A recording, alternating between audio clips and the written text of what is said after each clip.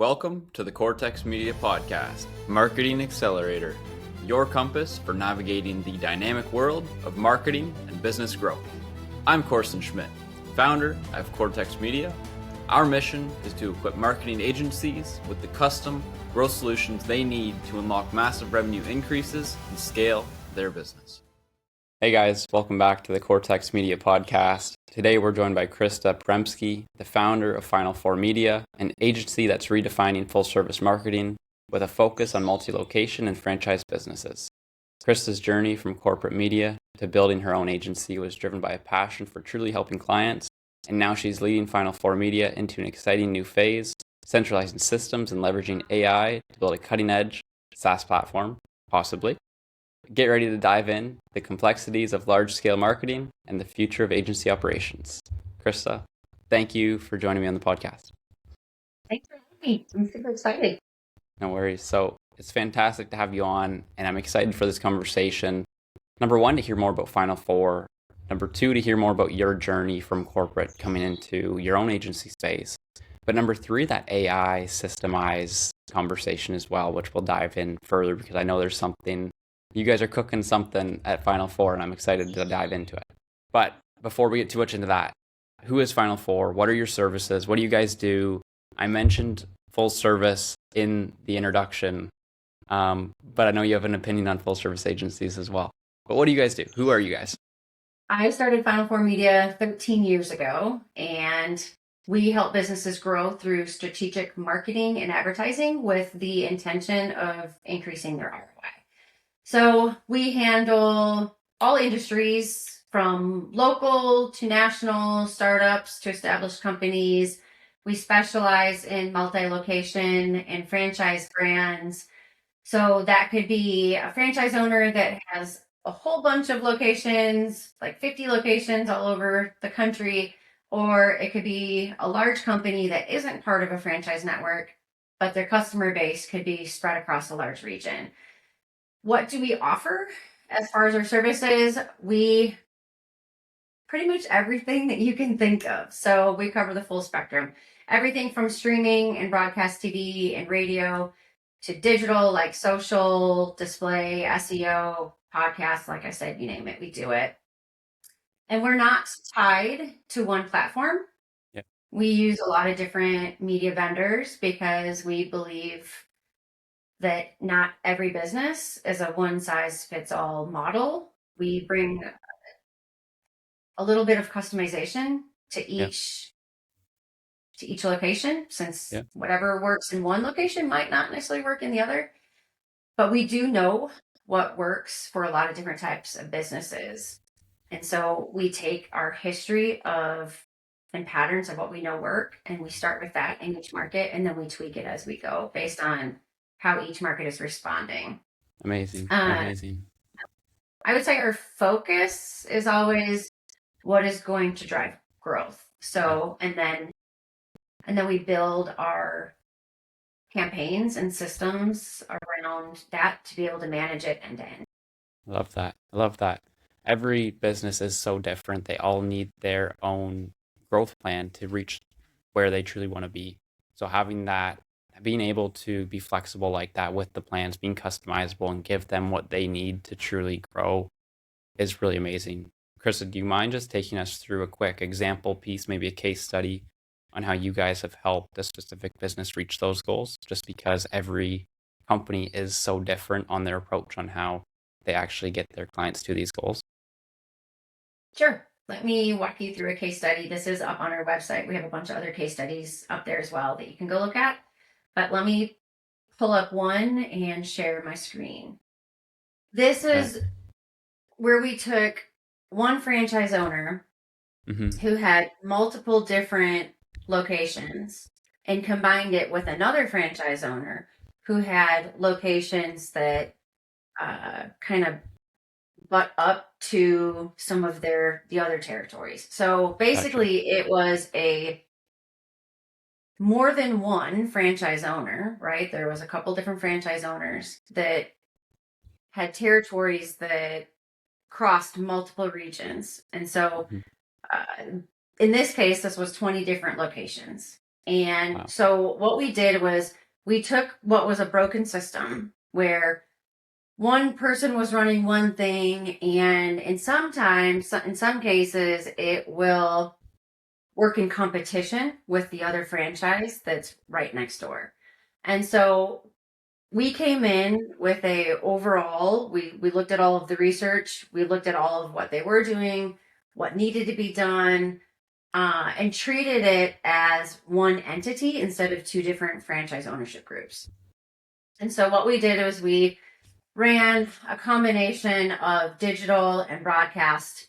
When you've got a campaign that encompasses one large media market, it's great to run the broadcast stations with it alongside digital. And so in this case, we were able to share the analytics and prove the strategies, create a streamlined system where everything wasn't just running in different silos. Silos means like this person's running this person's running this channel, this channel. Instead, we were able to go in and create a streamlined system that better works together and creates more of a robust strategy as well as an amplified system. Okay. Wow. I like this. Very, very in depth in terms of actually merging companies together and partnering competitors together as well. Like that's something you don't hear about, especially someone coming on as a growth partner. You don't often hear about a merge like this. So that is quite the story. Well, and I wouldn't really say they're kind of competitors, but not competitors. They're within the same franchise network.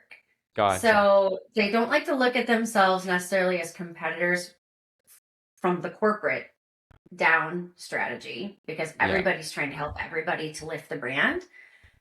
But sometimes when you've got a territory that is neighboring another territory and they're two different owners, they sometimes cross over the line. But depending upon how their boundaries are set up, usually it's like in this case, it was set up on homeowners of where their address was. So there was a clearly defined line of whose client each one was based on where the home was. But the thing is when you've got people crossing over into other territories, let's say they live in one territory, but then they're going to drive to work and where they work out of is across into a different territory. So in those cases, it's actually beneficial for the two different franchise ownership groups to work together on their advertising because they're sending people across basically across the territory into one territory, will go into another. And so rather than treating them as competitors of, oh, I'm spending money, but you're getting the lead, when they come together and they pool their resources, they're able to get more for their money because it's two people coming together to promote a bigger area.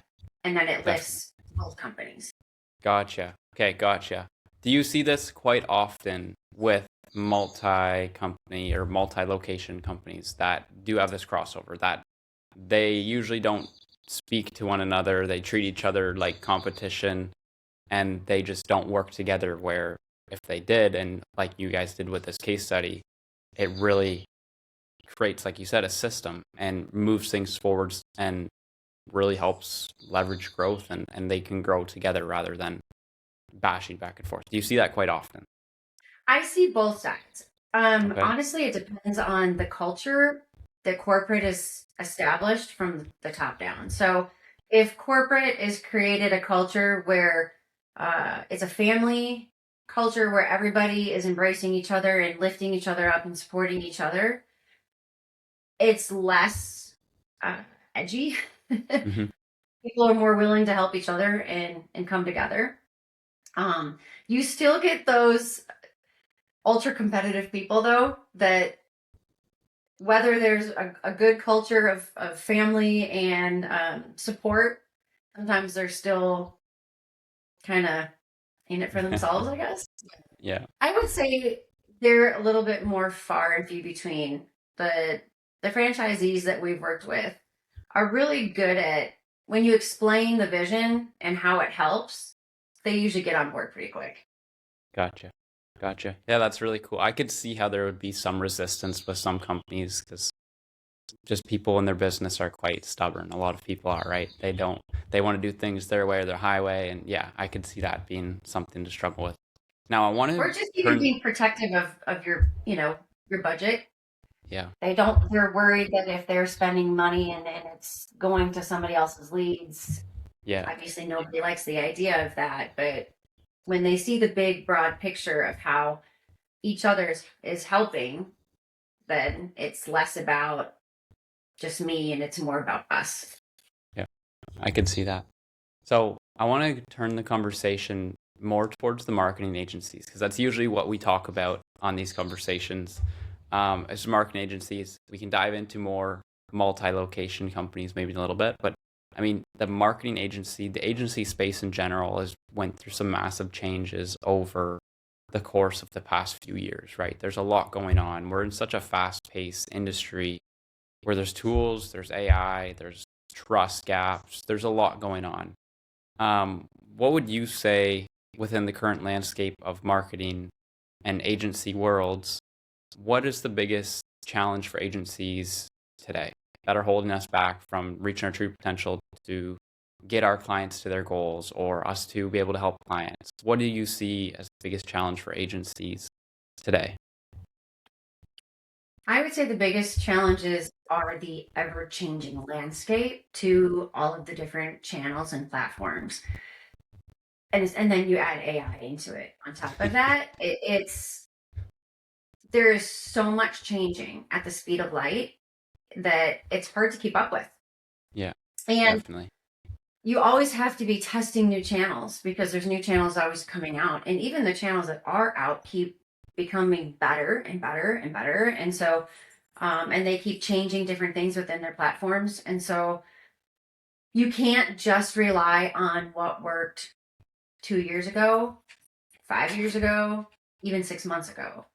Yeah. Because things change and you have to continue to do your research. You have to continue to be testing new channels and figuring out where your customers are at, how to get the right message out to them, what's going to make it stick, what's going to make you memorable. So I would say that that's probably the biggest challenge right now is just how much things are changing.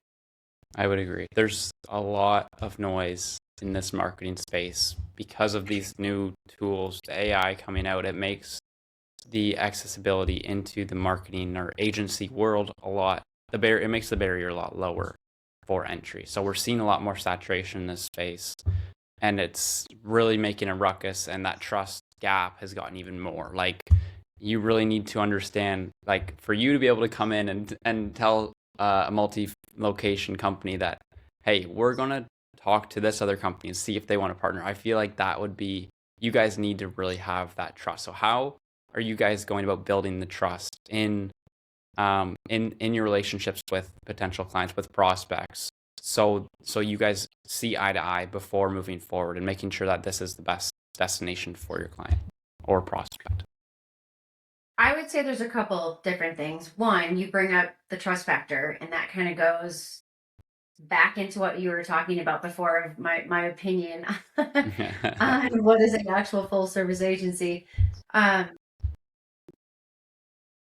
There's a lot of agencies out there that say that they're full service and maybe only do digital services or 1 or 2 digital services, or have only really had experience for a year or 2 years in the marketplace. But they're presenting themselves as a full service advertising agency, and that's not quite the case. And so that's definitely something to be on the lookout for, is to make sure that whoever you are doing business with, if they say that they are something, make sure that they are. Ask for references, ask for companies that they've worked with, ask the questions. I've always kind of gone with the motto of trust but verify. Also, to close the gap of trust, we will show them our past accolades of what we've done for clients. So like our case studies. We have a lot of case studies on our website that show here was the struggle that we walked into. Here's all of the different the challenges, and then here's how we overcame it, and here's what the results were. Mm-hmm. So when you've got different metrics that you go by of what to track to create, what are the KPIs? Did we hit them? Did we exceed them? Was the client happy? At the end of the day, they all want to make more money, right? That's the goal, is to make more money. So it's being able to prove what we have done for others, mm-hmm. I think helps people at ease that this isn't the first time we've done this. We've been doing this for a long time, and we have a lot of experience behind us. We have I have an incredible team with insanely large backgrounds. From people that have worked with the largest agencies to being on internal teams in Fortune 200 companies, running companies. I mean, we've got a lot of experience. Yeah. And past work as well as what we've done with our clients. Yeah, that kind of leads me into my next question, which you came from the corporate world, working in an agency. From our past conversation, one thing really stuck with me is that you were stuck selling someone or a company something that they didn't really need. And we see that very often in the marketplace today is people are going to plug something in that they really don't need, or that the client doesn't need, or it's not in the best interest for the prospect. How do you guys go about your process to really make sure you're plugging in the best system or plugging in the best solution for them to reach that goal and have that return on their investment working with Final Four? So the way that we see every client is we look at them as we are their protector. So we go in and we want to meet with all of the different media vendors, the media rep. We want to advocate for our clients and letting everybody know what do they actually need, what don't they need, and protecting the client from themselves, because a lot of times they don't know what they need and what they don't need. And it's so easy to get convinced by media reps that say, oh, you need this because of this, but they only see one tiny little slice of the campaign. They don't know all of the different moving parts of what works with what. And so when you've got somebody that can see everything from a high level, that is developing the strategy, that knows exactly what they do and don't need, it brings a lot of relief actually to our clients, because they're just kind of winging it in some cases. They don't know, right? I mean, their background is whatever industry their company is in. Yeah. Our client, that is. They are not marketing and advertising specialists. Yeah. Just like I would not try to work on my car and pretend I was a mechanic. Fair. I would take my car to a mechanic. Well, yeah. Well, having the experience of being a past mechanic, 9 times out of 10, if you talk to a business owner that owns a shop or owns a shop, let's just stick with that, or some sort of trades facility, they do it because they like that hard work. They like doing their hands-on work. That's why they started their businesses, to do more of it and make a better income doing it. And like you said, they aren't 9 times out of 10, they're not going to be that $100 million entrepreneur, because like you said, their background is from having the hands-on work and loving to do the work. So totally agree with you, especially being from the space. 9 times out of 10, the people that step into these companies and step in as CEO or founder, they did it because they love the craft and they love doing what they're doing. They don't really know the marketing business side of things. So when they talk to someone like you, Krista, or a growth partner like you to help their business achieve those goals, they probably see their business in a totally different direction. One thing I've noticed from speaking with founders is that when you get into these conversations about how their business is working, they uncover a lot of things they never thought about, which is so important for the founder themselves. How are you guys fostering that positive mindset going into this? Because a lot of business is a mindset, emotional journey, right? Like you can do marketing and you could spend 2 months on it and have nothing work because you're in the testing phase trying to collect all that data to figure out what's going to work. And they could really not have that trust in you. So how do you keep them moving in a positive direction while you're in the testing phase, while you're in the data phase, because they don't know how much work goes into actually making a campaign impactful for a business? We set clear expectations up front. So we let them know typically it's going to take so much time for things to ramp up, for algorithms to start catching and building. And then at this point, this is what's going to happen. So we try to walk them through a timeline of expectations of when they can start to see results, or stay patient. We know that this is always a slow time. This is what happens here. And I think that just helps foster an environment where they can grow with the process and trust the process. Love that. I love that. Okay, now I want to take it more into the agency conversation again. For agencies themselves, we talked about different platforms. We talked about silos on what to use for different marketing channels. We talked about testing and how often you need to be testing, and how what you tried 2 weeks ago is not going to work today within a marketing aspect. For agencies that are wanting to grow their presence, build more customers, build more trust in the space, what can they do to move their client acquisition forward, to bring on clients they actually want to bring on? What can they do to take those steps forward to start growing their business with the right clients? I would say become obsessed with the outcomes and not the activity. And what I mean by that is there's a whole lot of moving parts, and you can get caught up in the whole race of everything.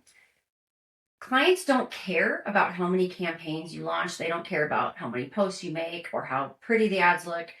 They just care about one thing, and we've mentioned it earlier. Did you help me make more money? So if you can consistently generate leads and drive revenue, accelerate growth, you'll never have to chase clients. Naturally, clients will gravitate towards you. Very, very great quote. It reminds me of Alex Hormozy in terms of focusing on the outcomes. I feel like a lot of us, like you said, are stuck in this is what we're going to do, this is what we're going to do, this is what we're going to do, but then you're stuck on fighting for price because you can't show them what you're going to get them and the return they're going to get for a percentage of what the investment would be to work with. Amazing, amazing advice. Okay, awesome. Now I want to dive into that AI conversation because I know it's something you guys are diving deep into at Final Four, and it's something a lot of people are confused on what to do because this landscape is changing so fast every single day. Do you mind giving us a quick overview of what you guys are implementing internally in Final Four to try to get out of this, do we do this, do we do that, analysis paralysis phase, and actually taking action forward for Final Four into this AI revolution? Yeah, so we are working with a AI and automation engineer on streamlining our own internal systems. So what that looks like is taking all of our different pieces, putting them into one centralized system. And once everything is unified, then they can go in and create more of the AI workflow, because it's going to be pulling from one centralized truth source versus from different pieces. So that's the challenge that we have ahead. We have a great system now, but as everybody scales and as everybody grows and as the industry is changing, we're changing with it because we want to stay ahead of it. So we see that this is something that we want to enhance and eventually turn it into a SaaS platform that we can offer others to go in and utilize our history of different markets, of different channels. And I don't want to get too into it yet because obviously we haven't launched it. I don't want to give away any secrets, but it is something really exciting that can help even the smallest of business owners, which I love. I love the idea that we at some point can be very well-rounded, full scope to be able to handle some of your small businesses that need help, Mhm. all the way to us from the agency standpoint that can do it for them. Yeah. Yeah. Yeah, I love it. Like I said, like we've been saying, a lot of companies get stuck in this analysis paralysis, and they'll plug in a couple tools here and there and there, but then they see YouTube and it's like, oh, the new thing dropped, Claude Code 2.0 has dropped, and it's like, now we have to do a new thing, and it's like, Chasing it's a tools, constant. right? Exactly. So to be Chasing able to tools instead of strategy. exactly to be able to centralize everything, have all of your data stored in one spot, so decisions are made across all of the data you have internally.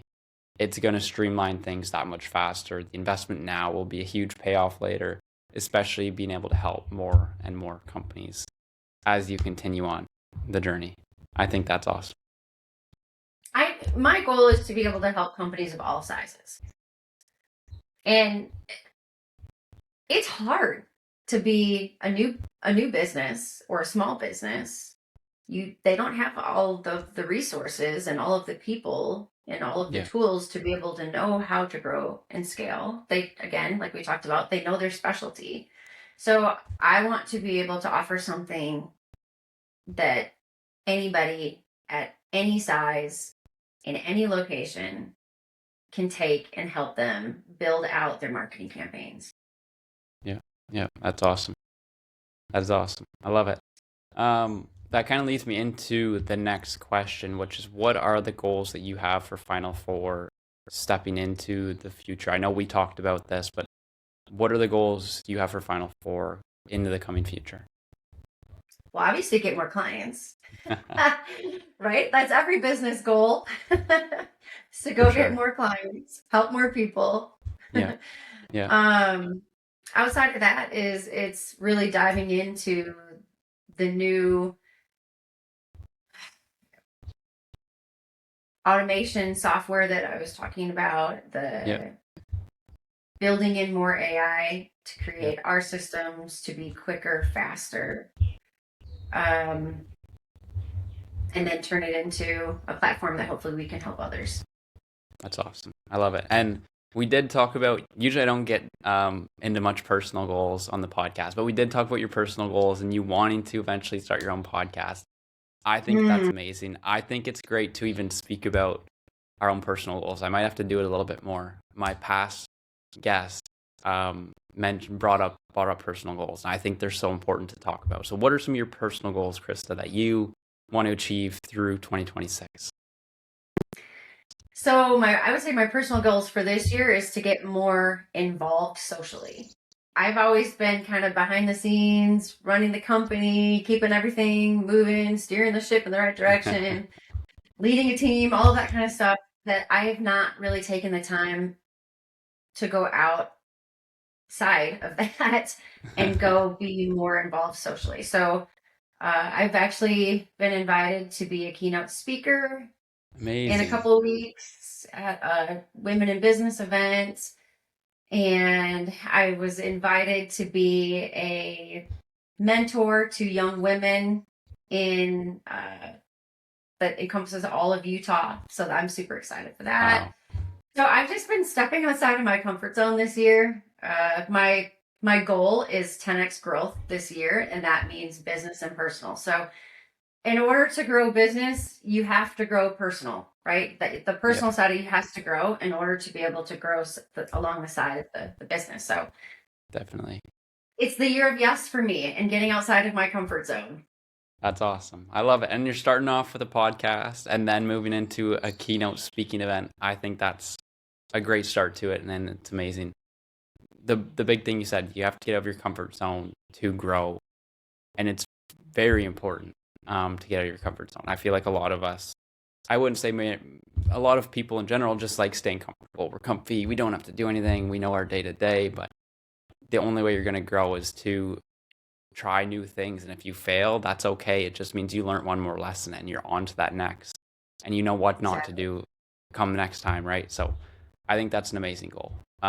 You brought up I one think thing. also the reward, like people get so Yes, caught up on the fear of being able to go outside of their comfort zone that they don't ever think about the other side, right? They very don't true. ever think about what is going to be the reward to go through that and the amazing feeling of the accomplishment and knowing that you overcame a fear. I Yeah, think the adrenaline rush and the dopamine hit of that is what people need to keep their focus on, not the fear of what they have to go through to get there. it's just like it brings me right back to what you said at the beginning of the podcast. You guys get your clients to their goals on an ROI driven base.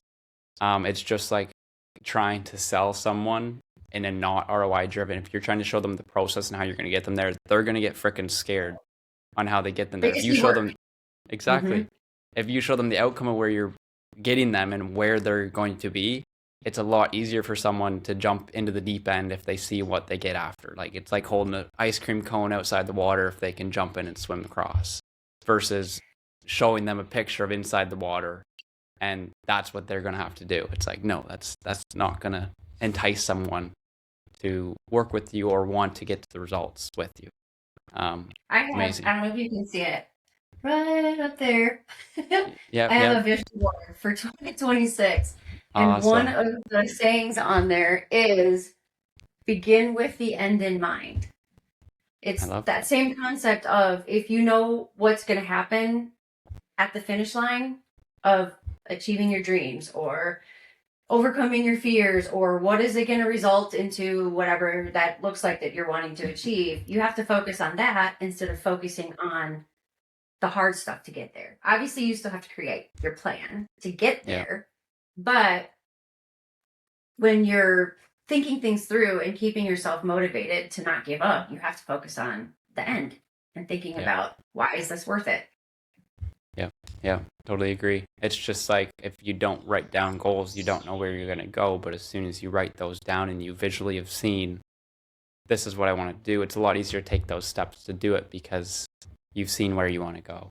You know what I mean? And I've heard actually recently that if you speak your goals out loud, it's speaking them into existence and then you're less likely to back off of them. So it's not Manifesting just them. about writing it down, but it's about telling somebody what your goals are. Yeah, yeah. That's why I asked you, Krista. I wanted to know what you were doing, and I wanted you. This is a good timestamp. Come look back at this video in a month from now. What steps did you take to complete those goals? And then 2 months from now. That way you can keep yourself accountable. Everyone that's listened to this podcast from and until now knows that Krista needs to accomplish these goals in 2026, and you can keep yourself accountable. I'm going to get emails. Did you do it? What did you do? Yeah, literally. I really have to hold myself accountable. That's awesome. Krista, you actually mentioned something earlier, just a little bit earlier, when I mentioned goals. It's that obviously you want to get more clients. That's the big thing in the agency space today. What are you guys doing to get those clients today, you guys yourself? A couple different things actually. Okay. Referrals through our clients. Love that. Also, we are working through a sales outreach kind of technique that we'll be starting soon. Also, like I had mentioned, putting myself out there to be getting into new social networks and meeting new people and making the relationships that are going to help connect me with people that will need our services. I think that there's so much to be said about the social connections because at that point, you're not just a business name. You are somebody behind the business. People get to see what I'm like, what I believe in, how my brain works, what is my team like, because I'll talk about my team. They get to see the culture, the team, the vision, what we can do, how we can help them through these conversations. So I'm a big believer in conversations and meeting new people because you just never know where it's going to lead. Exactly. Usually it leads to pretty amazing people, pretty amazing opportunities. Yeah. And personal brand in general and having a face to your brand, it's important and it's going to move you forward. you might lose a batch of people that don't like Krista, or they don't like the way you do your work, and that's totally fine, but you're going to gain a wave of people who do like the way you work, who do like seeing your progress in life. And that's a lot of people will follow your journey because they do like seeing people grow. They do like people seeing people hit their goals, because it makes them feel good and motivates them to continue to do it as well. I think it's important to have that personal brand. It's something I want to do when I get the time to do it. I just am in the same boat as you, Krista. Let's get things rolling and keep the boat moving in the right direction, and then we can focus more on that founder. You're so right. Like, a brand is a personality, right? Yeah. But otherwise, everybody gets a million emails, or you could see a million different ads. But if there's not some sort of personality or distinction of what makes you different than somebody else, you just get lost in the space of everybody else. So you have to find ways to show people who you really are. And then, like you said, usually those people, when it comes from a place of being genuine and authentic, people resonate to that. Exactly.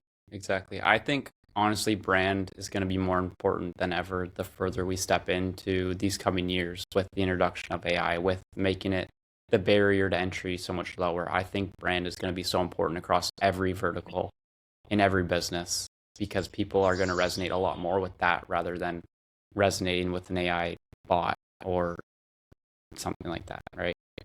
And AI is getting small. Like, it's getting so advanced to the point where people are having a hard time distinguishing whether it's AI or not, especially on visuals. It's kind of crazy. But I think people are still able to identify what has been written by AI. Yeah. Like, you can tell when you're looking at an ad or something on social media or a blog or something like that. You can tell usually if something's been written by AI versus if some person behind it has actually written it. Yeah. I couldn't agree more. And I feel like we're going to start seeing that saturation more and more, because when people reach out as a human being, we're going to think that it was actually AI. Like, we're just always going to think that, oh, this is automated, and they're not actually reaching out personally. So we need to find different ways to move around these channels to come across authentic in our brand essence, like we talked about. Maybe we need to bring back handwritten notes. AI cannot do handwritten notes. Postcards. Well, it's a robot can do it, but yeah. Well, postcards. I was speaking to someone on the podcast. This was before the new year, and he said he still sends brochures in the mail, because who does it? No one does it. It's like, wow, that's very true. And nine out of 10 people might throw it out, but you'll have that one person that will keep it and read it and be like, hey, I need this. Or they'll put it on the bookshelf and be like, that's there for whenever I need it. And people remember things like that, rather than direct mail works well for that. Yeah, it does. I mean, obviously some can go in the trash, but people, you just never know, right? If you're marketing it well and you're sending things out to the right audience that is your audience, and it's written in a way that these people see your service and think they need your service, it'll get put up on the fridge. Or it might get thrown in a drawer, but at least it's there for somebody to come back to. But that's also why you have to have other advertising feeding the funnel, because it could get thrown in a drawer. You can't just rely on one channel to deliver everything for you. You always have to be out there hitting people at home and on the go, is like we say, because people are everywhere. Advertising is everywhere. Yeah. You can't just rely on one. Yeah, very true. Especially with the market getting more saturated and more stuff coming through. And differentiation is huge, and being able to be seen in more than one spot to quantify everything is also huge.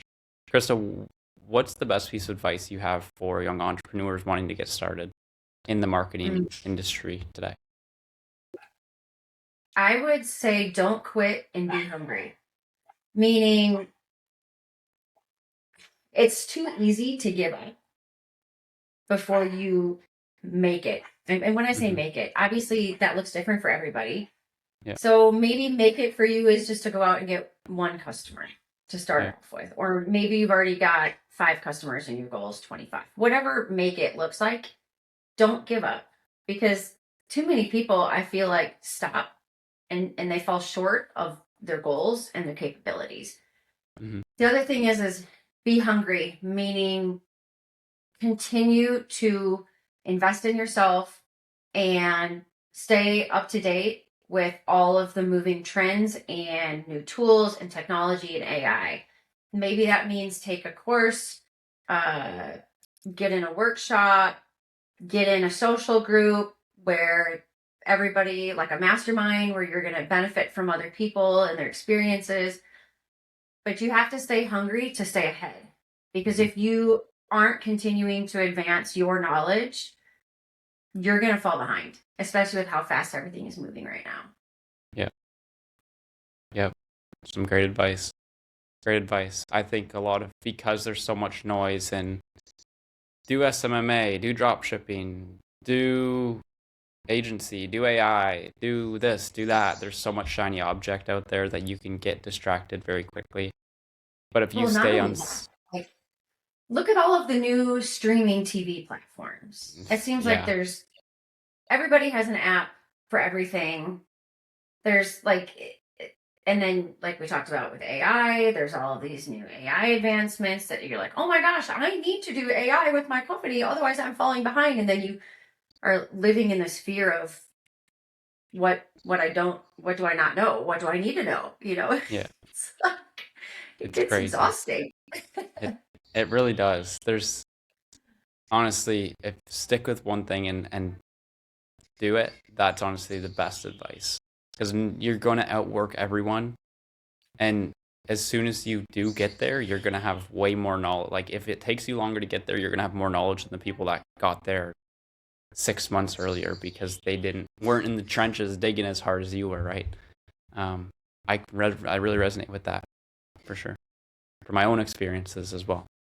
Where can people find you, Krista, if they want to speak with you, get in contact with you, learn more about Final Four, or email you to make sure you continue on your goals?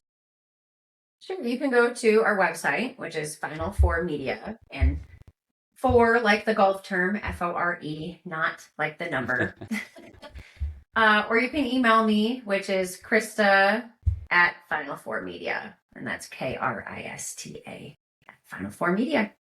Amazing. Krista, it's been a pleasure having you on the podcast, diving through, the industry today, how you guys differentiate yourself in the market, being that ROI-driven growth partner for these multi-location brands, how you guys are going about this, systemize your internal processes with this new centralized AI system. I think that's amazing. And just goals in general. I think this was an amazing conversation from beginning to end. And I will make sure I keep you accountable on you achieving your goals as we continue our course of 2026. I love it. But you didn't tell me what your goals are. This can't be a one-way street. If I'm here, you have to share yours too. Yeah, I'll get into it. So my goals for 2026, I'm a big goal taker. At the beginning of the year, I always write down in my journal. I'm a big journaler as well. But my goals for this year were all financial based, of getting to a certain extent. So this year's all about focusing on the business, getting it to where I want it to be. But also the reason it's financially focused is to be able to buy a trip for my mother. Actually, that's one of my main goals, is to buy a trip for my mother. And then the other one is to be able to put money into a project vehicle. That was my grandfather's truck that I started last summer, but I need a little bit extra time, a little bit of extra cash that I can put into it to make sure that I can finish it up properly. And that was a goal I wanted to set for this year as well. So step one, obviously, is to just continue to have conversation, meet some new people, keep stepping outside of my comfort zone, and keep building the business so I can do these other things once I get to that goal. That's awesome. What trip? Where would you take her? I'd take her to, I don't know specifically where yet, probably Tanzania, just because she's always wanted to go to Africa and go on the safaris. And it was something I was really lucky to do. Actually, I did it 2 years ago now, I got to go on a trip to Tanzania and experience that. And it was absolutely amazing. And it's always been on her bucket list. So I wanted to be able to get her that trip and take her to experience that, because honestly, it is a once in a lifetime opportunity to go see that. And it will just change your mind like crazy, being able to see the way of life, see the safaris, all the animals in their natural habitats. It's just amazing to see. And I would recommend anyone going to it. But that's just somewhere that's pretty close to her heart, because she's always wanted to do it. So I want to make sure I can fulfill that. Okay, you're gonna do it. You're gonna hit it. We're gonna speak it into existence. Yes, exactly. And honestly, myself and my own goals, like I said, I journal every day. So for me to achieve my goals, I'm always making sure that at the end of every day, I took the steps to achieve those goals. And I would recommend anyone else to do that as well. From a mental capacity to an emotional capacity, it helps bring that motivation, helps bring that commitment to where you're going, because you can keep yourself accountable on, hey, what did I do to get me closer to that goal? Or what didn't I do to get me closer to that goal? And I found it really helpful through my journey. So those are my goals for the year, Krista. I love that. That's super inspirational, thinking about holding yourself accountable. I think that's such a tough thing that sometimes I even struggle with, because you just get caught up in the whole squeaky wheel gets the grease, right? So it's like, all right, what fires do I put out today? And then I didn't actually get whatever it was I set out to do accomplish today. But then at the end of the day, if I'm journaling like you are, I'm writing down and I'm keeping myself focused on what I have set out to do and not letting so many distractions get in the way. Yeah. I need to do that. It's definitely something a lot of us struggle with, is keeping ourselves accountable through the journey, or losing motivation. Like a lot of us will get so far and it's like, oh my goodness, I don't see this happening. But every day, if you can take the proper goals, even if it's a day off, that day off is to refuel yourself for the next day, so you can focus and just go a little bit harder. And even if you didn't do that thing that you set out to do today, you probably did other things that are also moving that goal forward in some way, shape, or form, whether it be mentally, emotionally, physically. There's other things that will help that goal move forward. So I think it's an amazing thing, and I would recommend anyone to do it, because it's made a difference through my journey. So maybe I'll have to send you a journal so you can get started. Oh, you're sweet. I'm really gonna have to do it, because then I would feel guilty after if you sent me a journal. I couldn't use it. No, it's definitely worth it. I would look into it. Maybe I'd look into it. But well, that's one of the things. One big thing that I'm working on right now is clearing up my calendar, setting boundaries, and then creating routines, because I keep falling away from it, and then that's when I'm kind of struggling to get things in the momentum phase. Yeah. So maybe I need to start building in a routine of journaling at the end of every day. I would, honestly, I would.